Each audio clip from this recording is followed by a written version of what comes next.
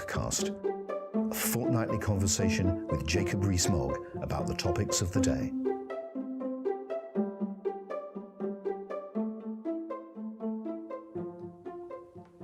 Hello and welcome to episode 5 of the Moggcast. I'm Mark Wallace, the executive editor of conservativehome.com, and I'm joined, of course, by the star of the show, Jacob Rees Mogg, MP. How are you, Jacob? I'm very well, thank you. Very pleased to have got to episode 5. Soon we'll be competing with the Archers. Exactly. Well, I mean, there's a high bar to aim for. Maybe we'll start the shipping forecast and graduate to the Archers omnibus, perhaps. We're recording this on the Monday, the 12th, but it will, of course, go out on the same day as the Spring Statement, Tuesday. What's your anticipation for the Chancellor's offering at this new spring moment? Well, the Chancellor's been very clear that this is a legal obligation because the ABR has to provide forecasts twice a year, and that he wants to get away from the history of two large financial announcements and just have the major budget announcement in the autumn, and this to be a formality. So I wouldn't expect great fireworks on Tuesday afternoon.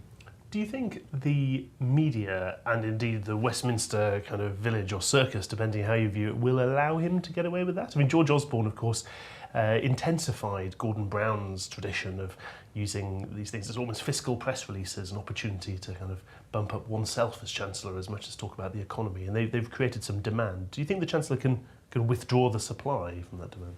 It's a very interesting question. One of Philip Hammond's greatest strengths is that he is a very serious-minded, economically based Chancellor rather than a politically based Chancellor. And although I have a number of disagreements with his approach to Brexit, I think as a Chancellor he's doing the right thing to be focused on the economics, not purely on the next press release. There are great difficulties, as both George Osborne and Gordon Brown found, of making your economic policy fit the news cycle. It doesn't always mean that you do the right thing economically. And we've obviously recently seen the news that at long last, admittedly a couple of years overdue on George Osborne's original plan, but at long last we're into surplus on day-to-day spending at least. Well, I'd be a bit careful about that. I'm very suspicious of saying day-to-day spending and excluding bits that are inconvenient. The figures have improved very significantly. This traditionally happens that when the deficit begins to shrink, it shrinks faster than anticipated, but likewise, when it rises, it also rises faster than anticipated. I don't think you can exclude debt interest and quote investment, because government investment is very unlike private sector investment. It doesn't seek to get a financial return, except in a very small number of circumstances, such as toll bridges. It's merely the packaging of government expenditure.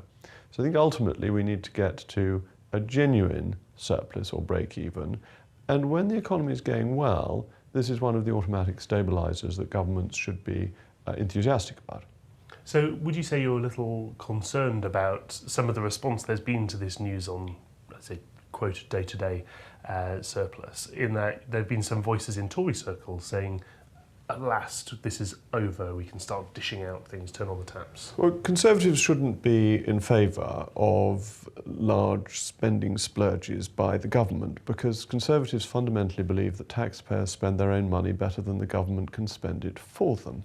And that seems to underpin what Philip Hammond is saying, that his response to this has been extremely sensible and cautious. Having said all that, the length of time that we've had austerity has meant that there are some particular strains which need to be tackled, that the NHS is the most obvious one. And the figures here are quite stark, that since 2010 the average increase in NHS spending in real terms has been 1.1%. From 1979 to 1997 it was 3.4%, so a long period of Conservative government was running at 3 times the real terms annual increase in NHS expenditure. Considering the ageing and indeed growing population that we have had and continue to have, and the advances in medical technology, I'd be very surprised if keeping austerity in the NHS at this level is going to be sustainable. But then you've got to work out where the money comes from. Some of it comes from slightly faster growth in receipts that allows the government some flexibility.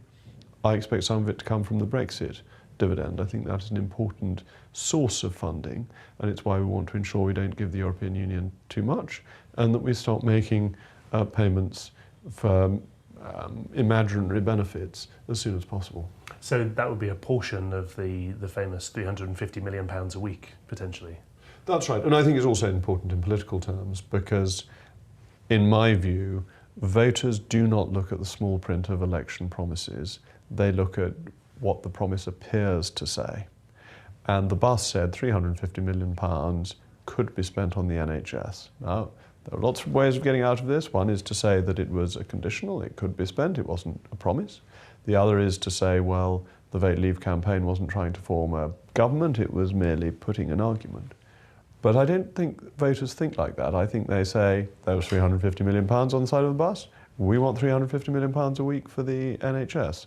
And therefore the government has to try and find that sort of level of funding, and you get about half of it from the net saving in our contributions to the EU, and the rest of it needs to be found from other sources.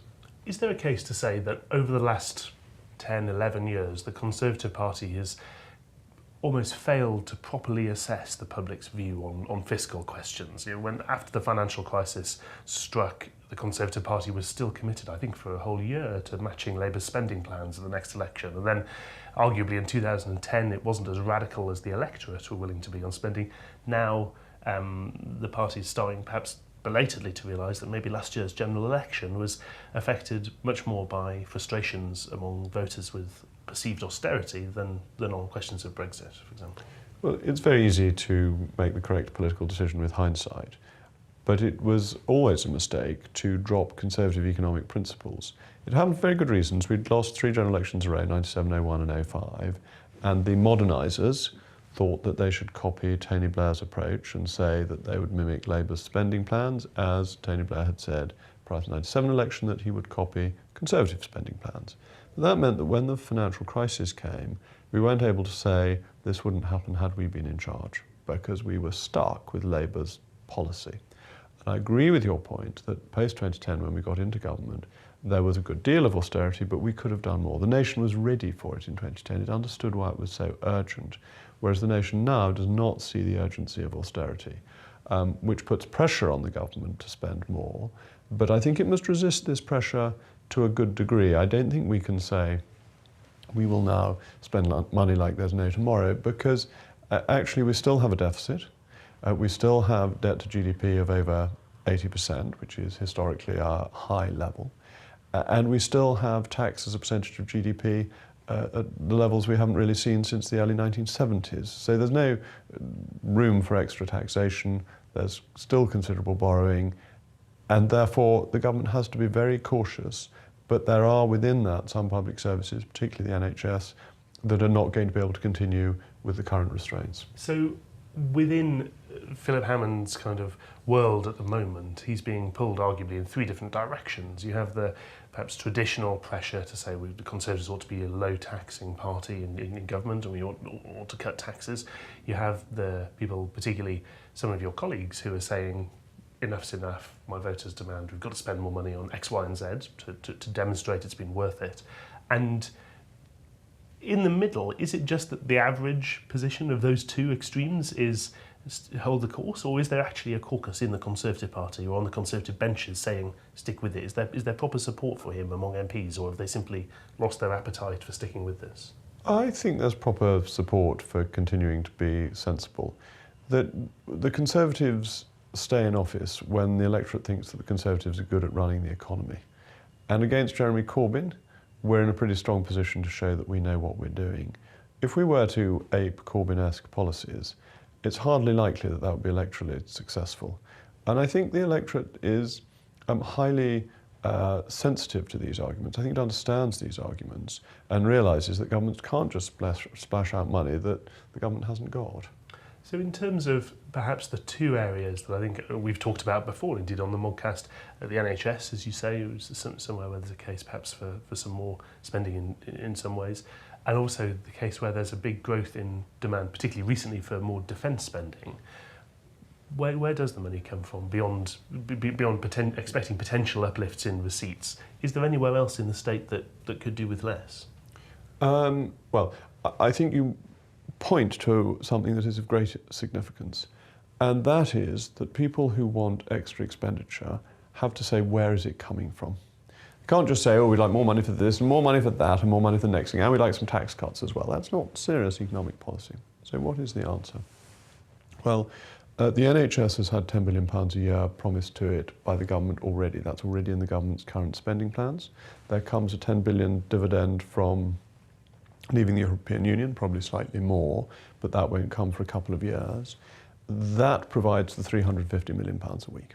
So we can identify that and we can say, okay, well, let's take that and do what is necessary for the NHS.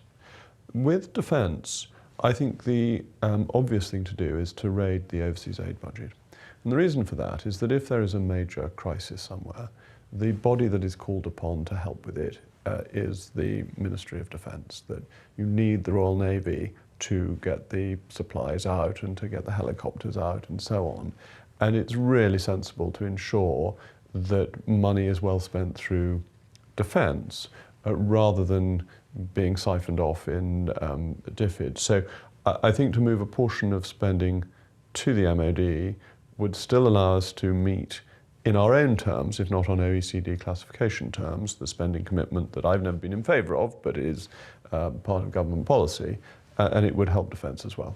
So I think you can find those two pools of money.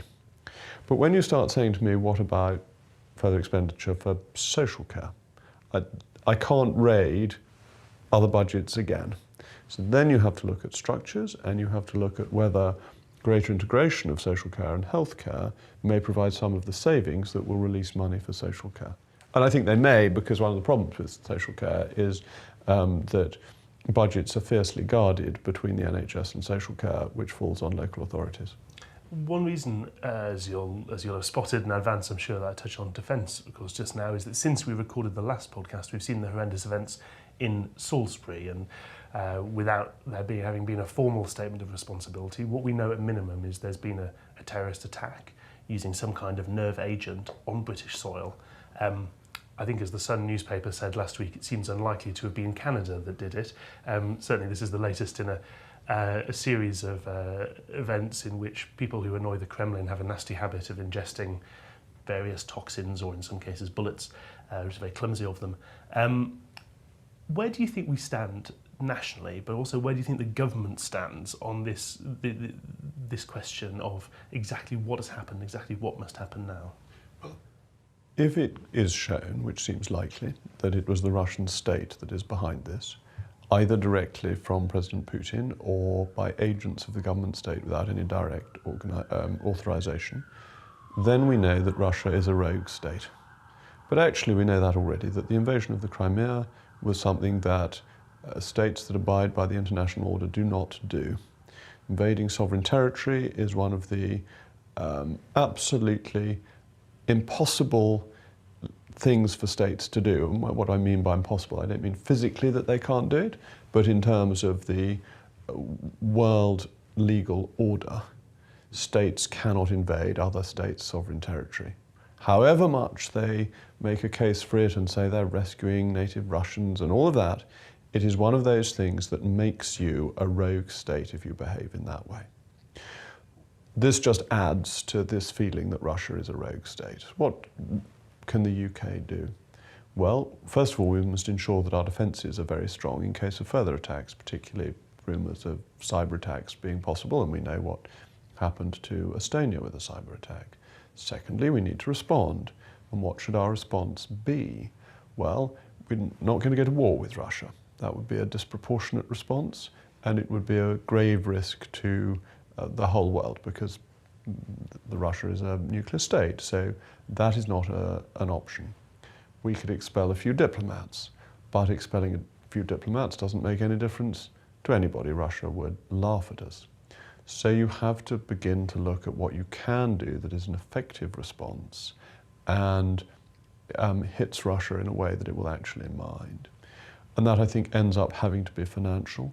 And you look at ways in which you can target friends of Putin who have assets in London and go after them aggressively and have a Magnitsky-style law, or move further in that direction so that you can target people close to the Kremlin regime and make their lives more difficult.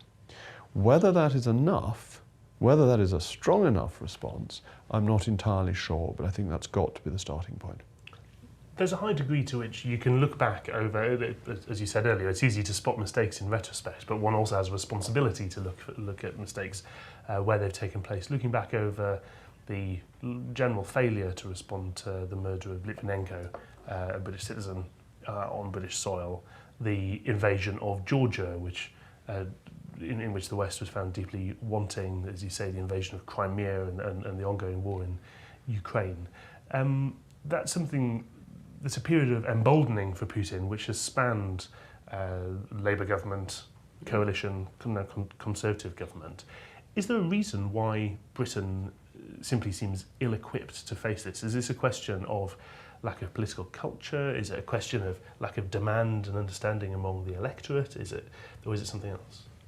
And you've missed out Syria. And the difficulty with Syria is that Putin realised that ISIS was a greater threat than Assad, and we thought that Assad was a greater threat than ISIS, effectively, and therefore were helping so-called moderates, who then turned out to be moderately supportive of ISIS. So in Syria, our policy was ineffective, and it allowed Putin to take a position of effectively global leadership.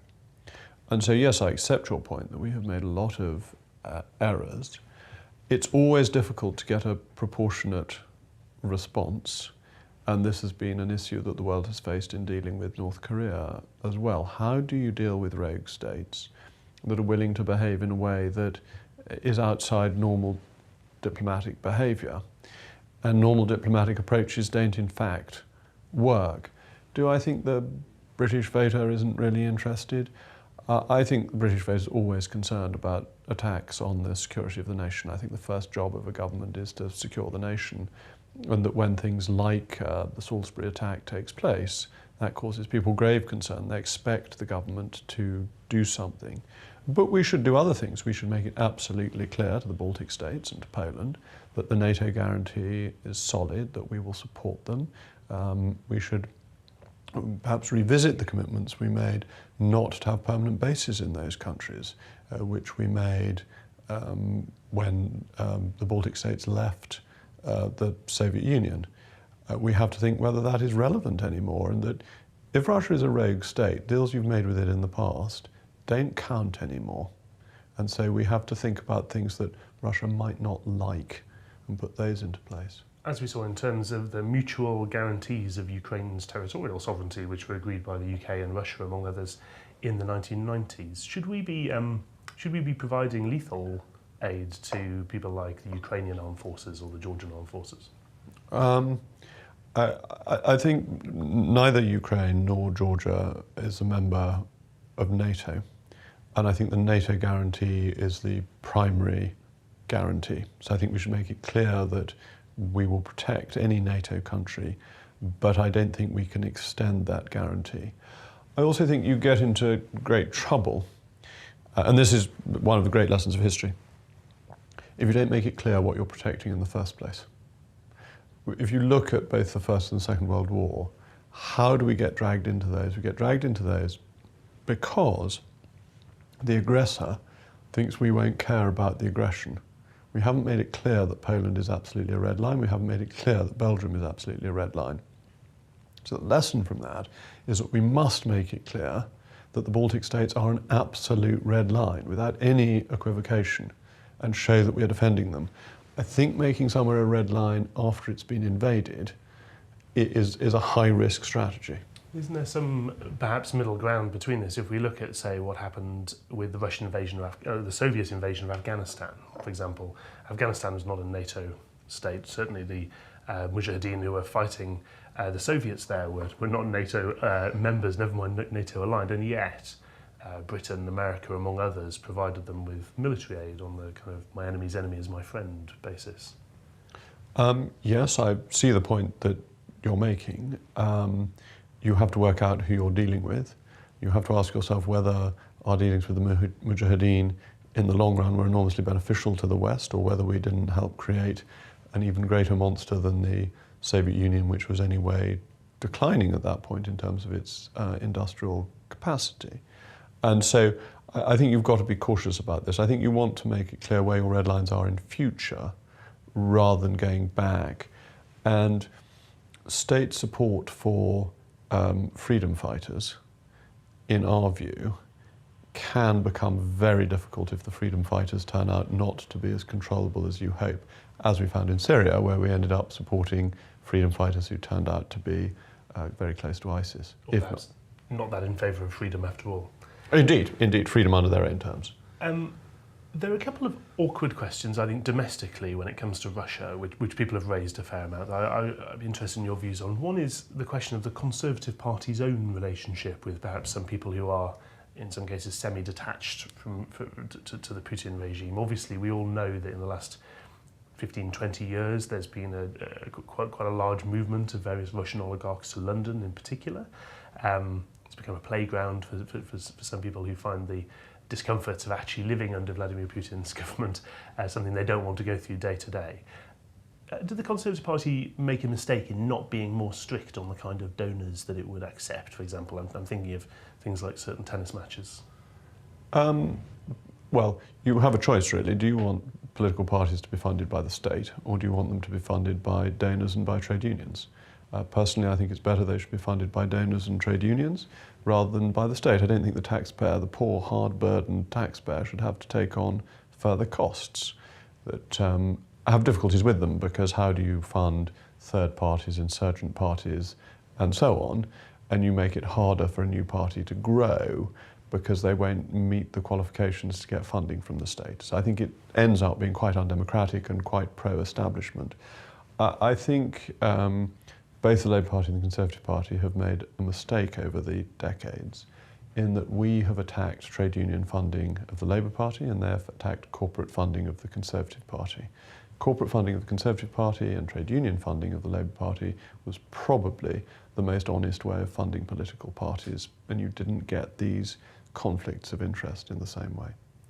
Sure, but is there a difference between, say, an employer in the United Kingdom that manufactures things or offers particular services and so on, giving money to the Conservative Party, and, say, the family members of a former Putin minister giving money to the Conservative Party? Is that a compromising situation? Well, there are very tight rules about who is allowed to give money. They have to be on the electoral roll, they have to be eligible to vote. Their declaration is, the donation is then declared if it's above £7,500.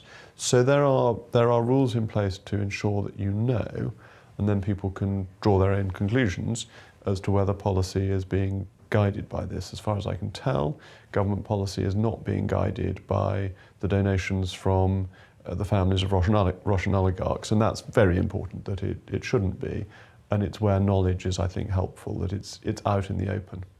And the second awkward kind of domestic question, which is something that people ask me as a Leave voter, as a Brexiteer, is where does this all fit with the question of leaving the European Union? Is it not the case that Vladimir Putin would have been pleased to see Britain leave the EU, and is it therefore, by extension, a risk to the West or an indulgence of Russia for us to be doing this? No, I think the reverse. I think we're much freer in terms of our approach to Russia outside the European Union. Bear in mind, London is the international financial centre, and we can attack Russian interests much more effectively on our own than if we've got to get the Germans to agree. And we have found that we've been pushing for tougher sanctions and that we've been held back. And on the first list of sanctions against individual Russians after the invasion of the Crimea, we had to exclude people on the American list because we were worried it would offend their human rights. Well, I'm not too worried about the human rights of Putin's chums. I think we have to deal pretty robustly, and we'll be freer to do that outside the European Union. And there are potential signs that the European Union is becoming a bit compromised by this in terms of some of its own members. I mean, even if we look at the most recent election results in Italy, the League, for example, their leader Matteo Salvini has said some extremely positive, praising things about Vladimir Putin, and potentially could end up somewhere near the top table of the EU. Well, we must be concerned about the relationship with Putin and the relationship people have with him. I think people are allowed to change their mind. And when Putin came in and took over from Yeltsin, it looked as if there was a real chance for Russia to reform and prosper and to get rid of the corruption that there had been under Yeltsin. And in the early years, that looked as if that might be happening. It's now quite clear that that hasn't happened, and Russia is more corrupt than it was and more of a danger to the West. So we'll see whether these politicians who once said nice things about Russia mayn't change their minds in due course. They certainly should. And on a final, completely different question, I've been struck that while over the years there's been a discomfort in British politics to talk about religion, for example, I know it's something that you've come under some criticism in the past for talking about some of your own religious views. This year we've seen certainly part of the Conservative Parliamentary Party explicitly link things like Lent into policy. So we've seen, I think, some scores of Conservative MPs announce that for Lent they're giving up unrecyclable plastic, for example. Where do you think that's come from, and where do you think it's going to? It's a very interesting question on the giving up of unrecyclable plastic for Lent.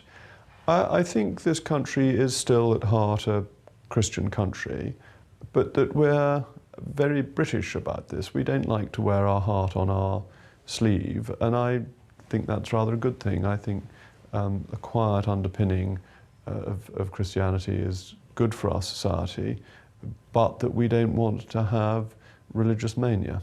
A still, small voice of calm, as someone might put it. That is a beautiful way of putting it, yes. Well, thank you very much, Jacob. Thank you to all of you at home for listening in. You can, of course, listen and subscribe to the Moggcast on YouTube, iTunes, SoundCloud, and, of course, on conservativehome.com. Thank you very much to Jacob. It's always a pleasure. Thank you. As ever. Goodbye. The Moggcast, a fortnightly conversation with Jacob Rees Mogg about the topics of the day.